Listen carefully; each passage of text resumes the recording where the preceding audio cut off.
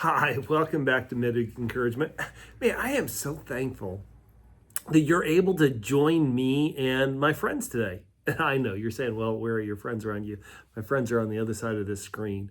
It's you. And I appreciate you taking the time out of your day to sit with me for a minute. You know what would be even better is if we could sit at a table and either have some coffee or just have fellowship with each other because you matter to me. I thank you again for being here today. I don't know uh, if you know this, but I was raised by two of the most amazing people in the world.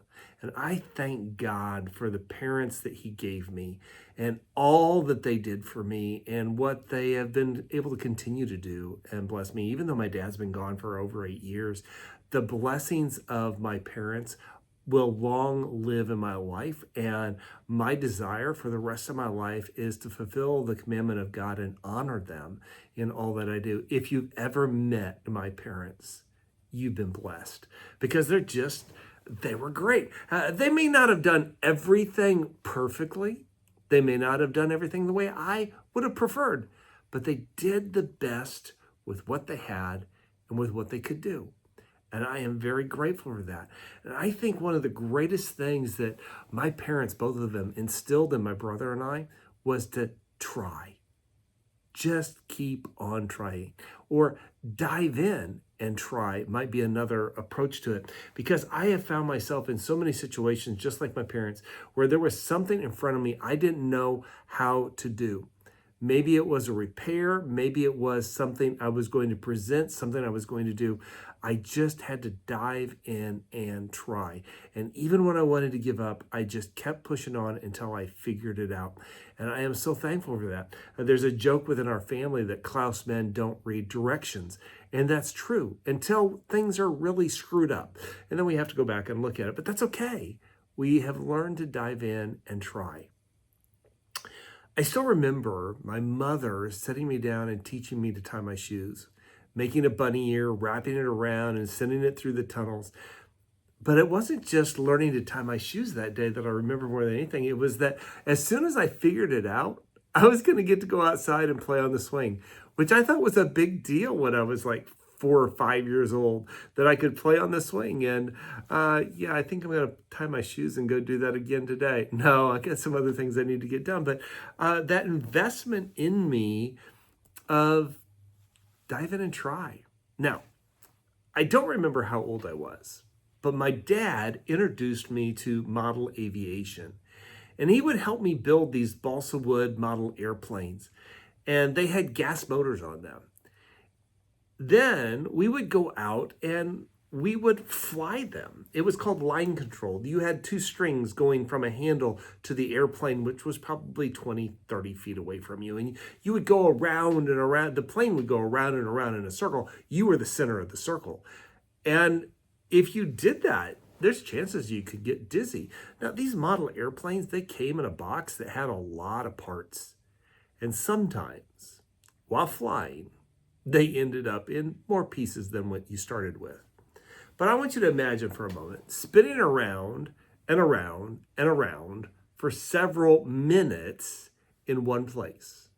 Now, for most of us, when we came to a stop, if not midway through, we would be dizzy and we would be stumbling to walk and we might even fall down.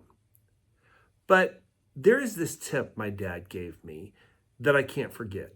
He said, from the moment that the engine started until it stopped and the plane was on the ground, keep your eyes on the airplane. Don't look at the ground. Don't look ahead of the airplane. Don't look beyond the airplane. Look only at the airplane. Don't focus too far away to see who's watching you. And after several minutes of spinning around and around and around with this model airplane, the engine would run out of fuel. Then it would glide about 2 times around, and you would gently land it on the ground. It's one of those things that I actually did what my dad told me to do.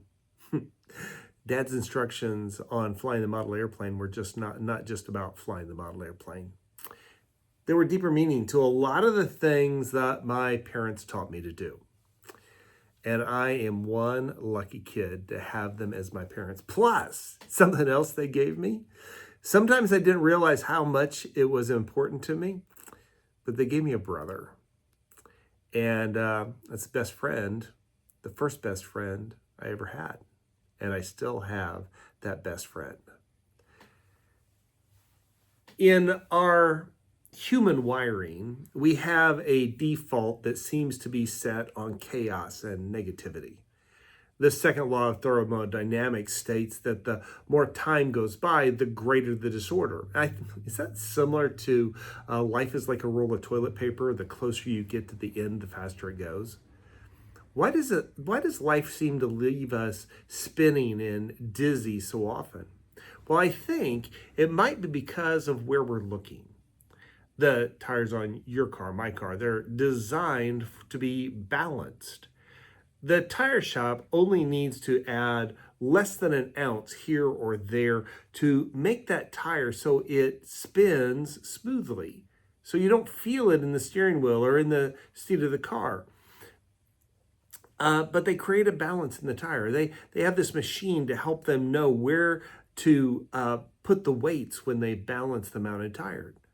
They can't just place the wheel weights anywhere on the rim.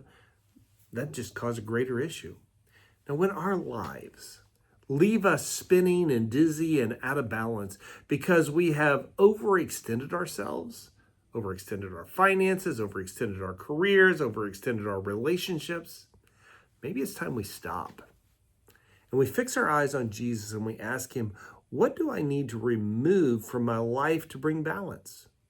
What is moving my eyes off of you that causes me to be dizzy?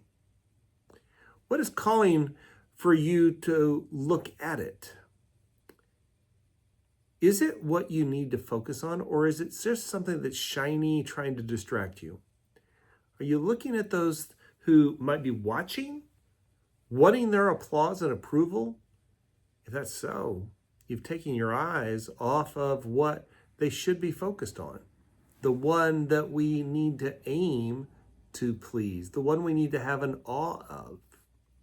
Life can leave us bouncing out of balance down the road.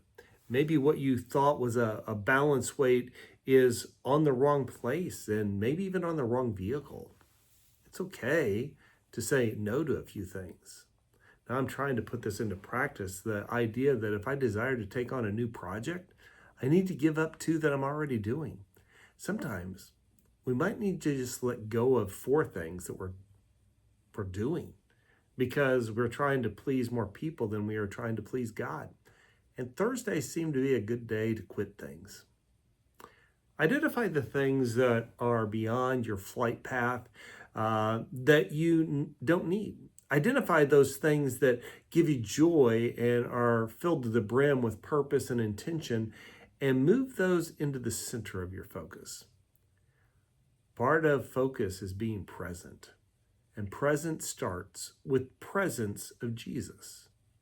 Then we go and be present with others. It says in Hebrews 12, 1 and 2, therefore, since we are surrounded by such a great cloud of witnesses, let us throw off everything that hinders and the sin that so easily entangles, and let us run with perseverance the race marked out for us, fixing our eyes on Jesus, the pioneer and the perfecter of faith.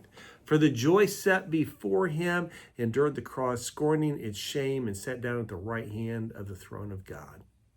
Being present with others is to focus on them in the conversation and not ourselves. So what would it look like that as soon as we got done here, you called your brother, you called your sister on the phone, no texting, but you called them?